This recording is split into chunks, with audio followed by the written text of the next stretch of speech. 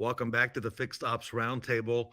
The Roundtable is all about innovative ideas and best practices, and so is Reynolds and Reynolds. Recently, Reynolds held the Amplify 24 big conference in Virginia, and there are two gentlemen from retail who are with us today who are both winners of innovative ideas. I'm going to introduce them now to the group if it's okay. From Westside Lexus, Jeremy Reardon is with us, and from Beau, Townsend Ford Lincoln is James Dieli. Okay, James, if I got that correct. James and Jeremy, welcome to the Fixed Ops Roundtable.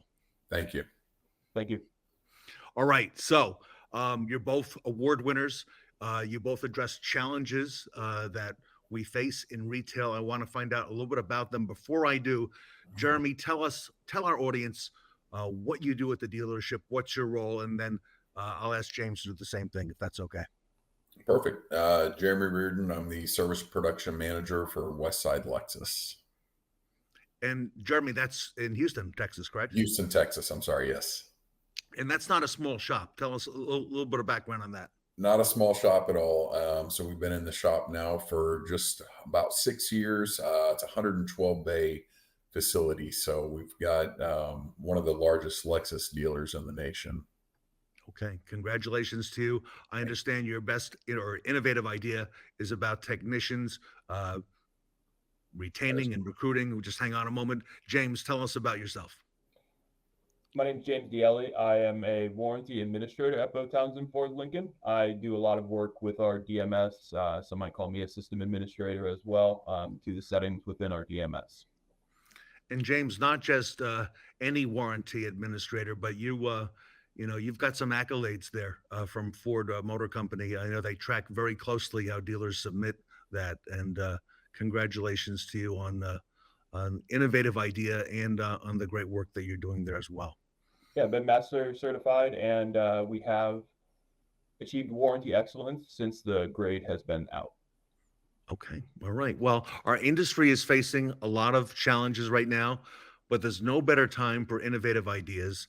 And Jeremy, as you know, and James, because you both deal with technicians, okay, on a daily basis, I'm sure, James, they know who you are and you interact with them.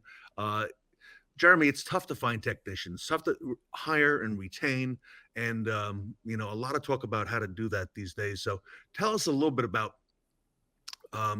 during the Amplify contest, the idea that you suggested on recruiting, and walk us through the problem that you solved or trying to solve. Absolutely. So a few things that we had going for us. One, obviously, was the new shop coming in our future, but you have also technicians that are retiring that have been around for a long time, and kind of building our own from within. So I had been involved with the schools for quite some time, and we were able to work in a few processes and started recruiting as early as high school, some juniors that were starting with us, and they would start in either the car wash, some as valets, some even as cashiers or in the parts department. That way they had a better standing of the dealership all around and all the workings, and would work their way up and come into the main shop and start learning from there, getting their hands on and working with assigned team leaders. And we would begin to rotate them so that way they had opportunities to work with different team leaders, different service advisors, and just grow from within. So fortunately, two of my most recent team leaders in the shop are actually started off with me in the car wash originally.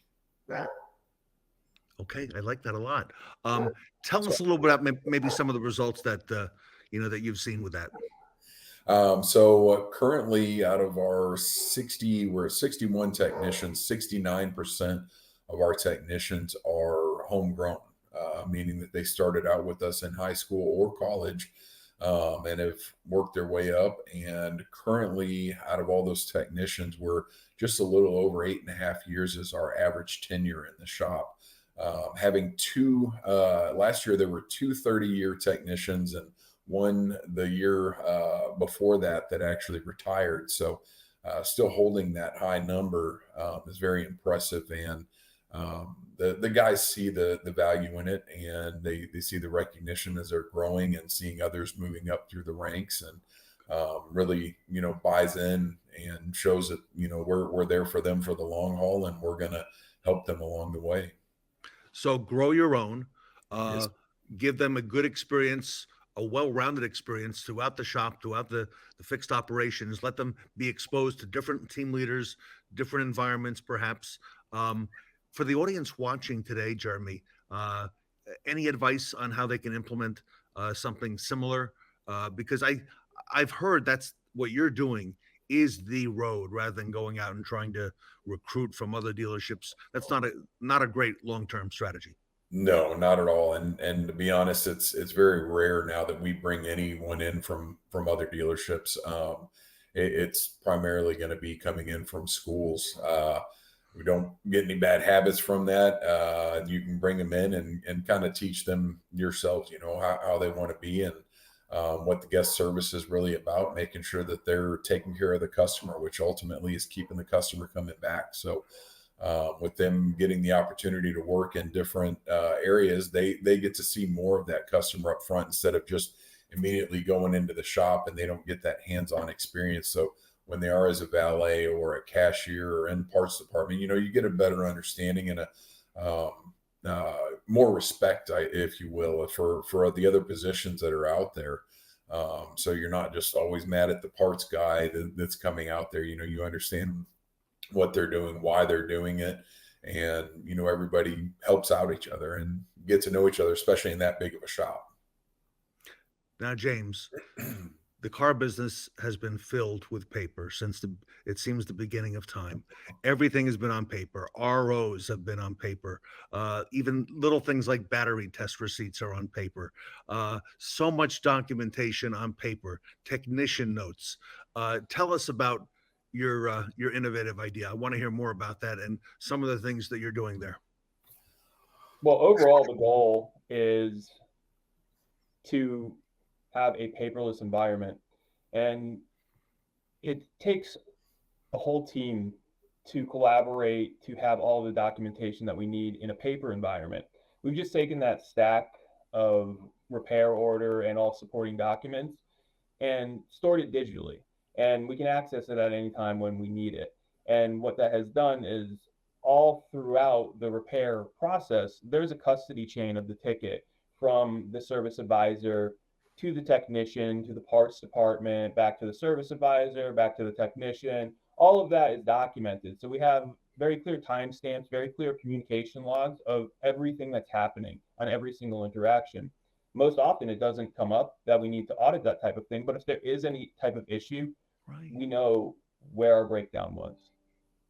And that short word, that dirty word you mentioned, audit. Okay, none of us like that word. Okay, um, are you able to make sure that everything, as you just mentioned, is documented and secure? In case something like that were to happen, on the warranty side with the manufacturer.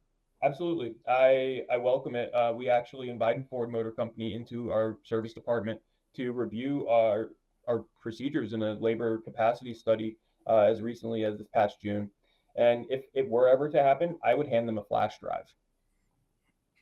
I like that. Okay, that's very convenient. Okay, so for the audience watching today, what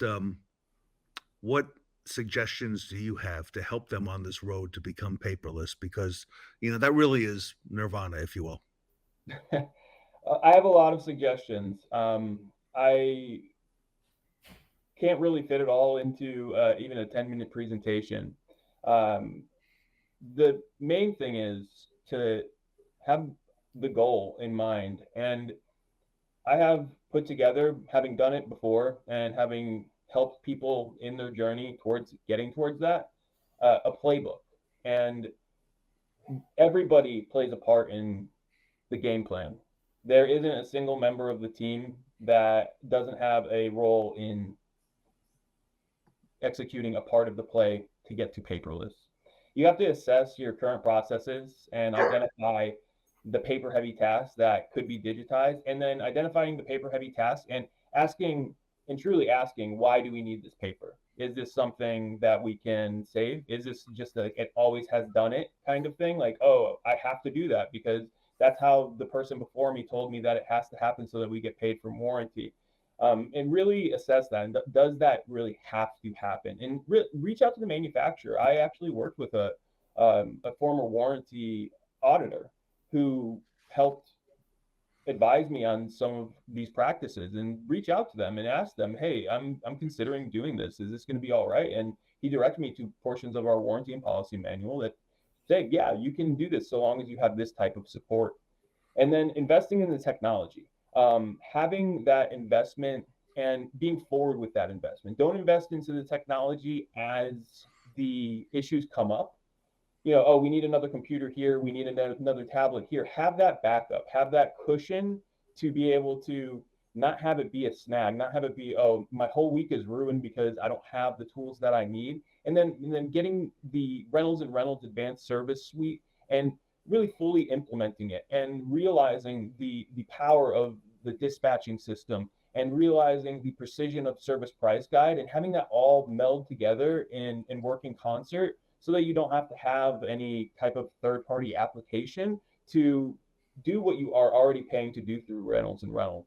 And then setting clear goals for the transition. It's super important, and be prepared to redefine that as you go along, and to refine the system and have input from the people who are working in it. That was something that I was so surprised by and so proud of, is that it's not me as the person who put this paperless system in place. I watched it all unfold and I made some adjustments in the computer, but most of the feedback came from the technicians, came from the advisors, came from managers of what their pain points were with the paper system and the paperless system, and then making those changes, putting it all together, and then communicating the benefits to the staff and the customers, emphasizing how it's going to enhance efficiency, transparency, and then just be a more sustainable process moving forward. And to Jeremy's point, the new age of workforce, the people who are coming into the industry, they don't write on paper. Everybody's on their phone. Everybody is on their PC, and they're used to clicking check boxes and transferring these things digitally. And a phased approach. Don't just throw the printer out tomorrow and your place is going to burn down. I'm big on making small incremental changes, and I have within our benchmark, within our playbook, there are benchmarks. So you have to be able to run a snap count on one and run a power I formation before we can do a play action.